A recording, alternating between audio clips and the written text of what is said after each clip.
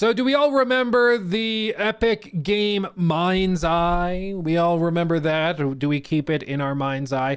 Well, I do. This video gameplay overview has 666,000 views. How poetic.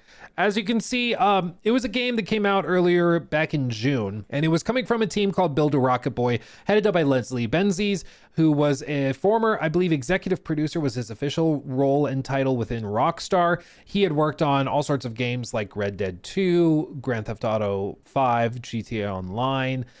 He had worked on GTA 4. I mean, you name it, he probably worked on it. And that built him up a pretty incredible reputation, and he got a bunch of funding to put together MindsEye, which was technically a secondary product that came after their initial project, which was Everywhere, which was going to be sort of a Roblox Fortnite hybrid. That kind of fell apart, and so MindsEye was all that was left after that once they started to run out of money, and we got it, and it ended up being one of the worst reviewed games of the year. It just was not very good. It was rushed out. It needed a lot more time and love and care, and it was also just not very good. This was made, by all accounts, by a team that was very, very talented. The cutscenes, for example, within MindsEye were genuinely very, very impressive. The motion capture was really good. Graphically, in terms of still shots and stuff, the game looked really good. It was made by people that knew what they were doing. They just didn't have a lot of time. And what's interesting is we heard rumblings at the time of how dysfunctional the studio was, but now that's been confirmed. So for example, I made a video back in, I believe it was late May, where I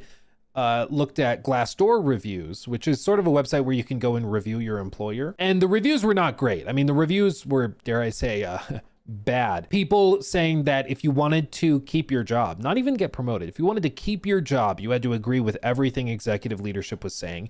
Very few of the reviews would specifically call out the name of Leslie Benzies, but they were also saying just generally leadership is all about ego. You have to tell them what they want to hear, even if you disagree. People who disagree and are known to disagree don't last long. They tend to get laid off quickly, or their contract isn't renewed if they're a contracted employee.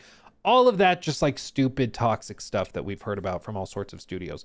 Well, in the aftermath of the launch of MindsEye, things have not been great. They've been laying people off. They've been trying to figure stuff out. And now we have a post from the IWGB, Game Workers Collective, or whatever you want to call it. But as you can see here, they issued an open letter to executive leadership.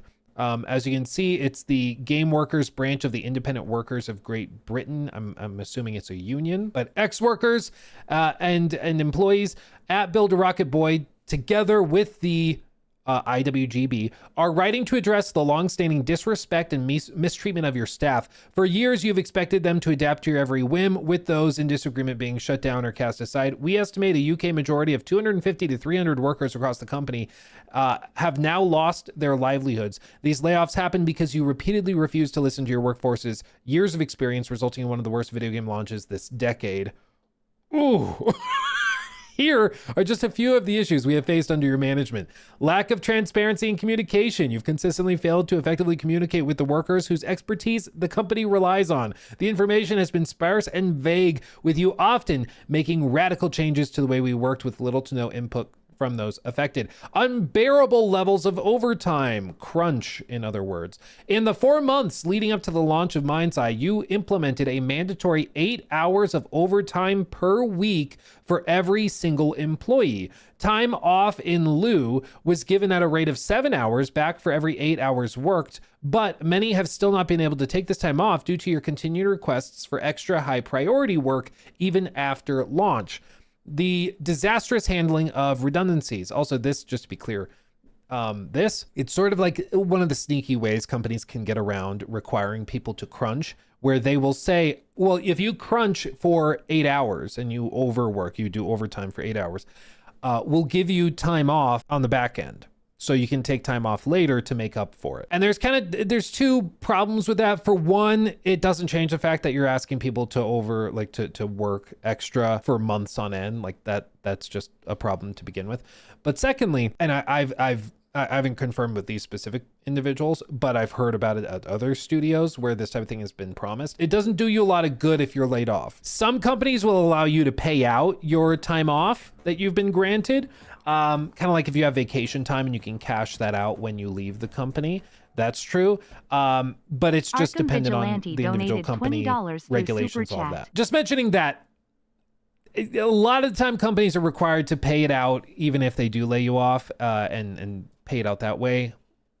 I've heard stories of that not happening, because if they fire you and lay you off with cause, it's like when you're fired, they can say we don't need to pay you out because you were fired, so you didn't leave on good terms. So it's a messy way of doing things. But anyway, continuing. Disastrous handling of redundancies. We believe you have consistently mishandled the redundancy process, causing confusion and distress for all staff. Employees have received misinformation, been handed dismissal notices with the wrong notice periods, and been put in the wrong team so that their performances were scored by the wrong people. These and other errors have potentially resulted in the wrongful dismissal of dozens of staff members. But I can't say I'm surprised that management is seemingly largely incompetent, given the quality of the end product. These and many other issues, some of which have been made public already, have caused pain and stress for your employees. Our experience at the company has been one of burnout, job insecurity, health issues, and the failure of a game that many of us put years of our lives into. BARB needs to change. CEOs need to take a back seat and allow the skilled people to remain, or who remain at the company, to forge the path ahead. We demand the following. Number one, a public apology for the mistreatment of employees and proper compensation for laid off employees. 2, the option for remaining employees on redundancy notice to either work their notice period or take payment in lieu of notice, or pilon. A concerted, meaningful, and documented effort to improve conditions and processes within the company, including the acknowledgement of the IWGB as a trade union. And 4, a commitment to use official external partners to action any future redundancies and prevent unfair treatment. Mark Gerhard and Leslie Benzies, you often refer to your employees as family, but we ask you to consider, is this really how you treat your own? Boom. Drop the mic. In solidarity, 93 BARB employees and ex-employees and the IWGB game workers. To break this down, I mean, honestly, I think at this point, I think that Build a Rocket Boy may not be long for this world, primarily because I don't know anybody who's going to give them any money. I mean, they were seemingly already strapped for cash. They got a publishing deal with IO Interactive, which is the same company that makes the 007 game, Hitman, and all those. And that seems to have been a deal that IOI was not thrilled with the results of. So I don't think IOI is going to give them more money. I don't know what other publisher would give them more money. And then if you're like, hey, well, maybe they'll sell to someone, who's going to want to buy them? Like, what would they get for it? Like, do you think the Saudi Arabian private investment fund is going to go and be like, yeah, we want that game that flopped. We want you guys. Let's buy them up. So I don't think they're going to get bought out by anybody. I don't think they have any IP or anything that's considered super valuable. The leadership and expertise has been demonstrated to not at least be that valuable because they made it one of the biggest flops of the year. So I just don't know what leverage they have to negotiate more funding.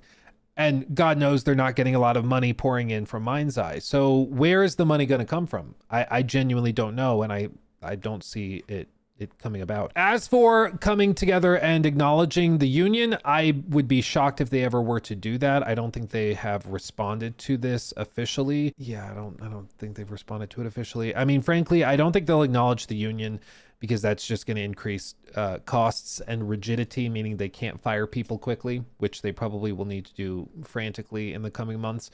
And as for apologies, the thing and the reason why most companies don't want to do apologies is because it can often admit fault, which then can open them up to liability for lawsuits and stuff. So if they go and say, hey, yeah, we're sorry for mistreating all of you for so long and turning a blind eye to mistreatment of employees, they're basically admitting that there was mistreatment of employees, which opens them up to litigation. So they don't want to do that. So I don't think they'll do that. Proper compensation for laid off employees. I don't know why they would pay employees they already fired. So I don't think that would happen. Number 2, the option for remaining employees on redundancy notice to either work their notice period or take payment in lieu of notice, which basically just means that you've told me that you're going to fire me. Basically, I want to leave now. That seems very reasonable. I don't see why they should have a problem meeting that demand. 3, a concerted, meaningful, documented effort to improve conditions and processes within the company. This would genuinely be really, really good. But I mean, again, I don't think the company is long for this world anyways.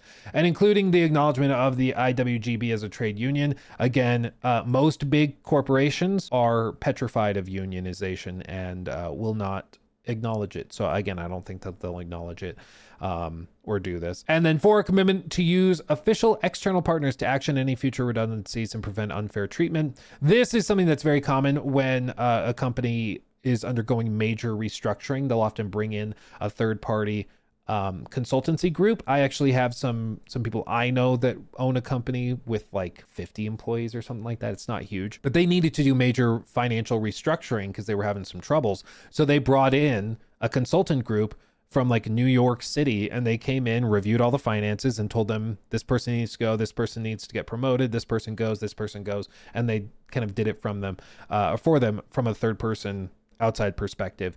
Not emotional, no weird personal drama. It's just they don't know these people. They're just looking at them and evaluating the business as it is in a purely like numbers based way. So I think that would also be good. It also probably would help them cut costs even faster. I agree. I've been talking about this since May, but I don't foresee any changes. Yeah, I think it's tough because they are in a bad spot. And nobody really, bought the game. Nobody's that interested in it. And at this point, the only potential, I think, recourse would be to come in and like release a product that everybody's excited about and is willing to pay money for. But that's going to take years. And so they're trying to save MindsEye and patch it, which to their credit, that's good to see. But it also, I think, is just too little, too late, so... We'll see what they do if they ever acknowledge it. But I mean, I think this just reaffirms the idea that Builder Rockapoi is not long for this earth. He took my thing.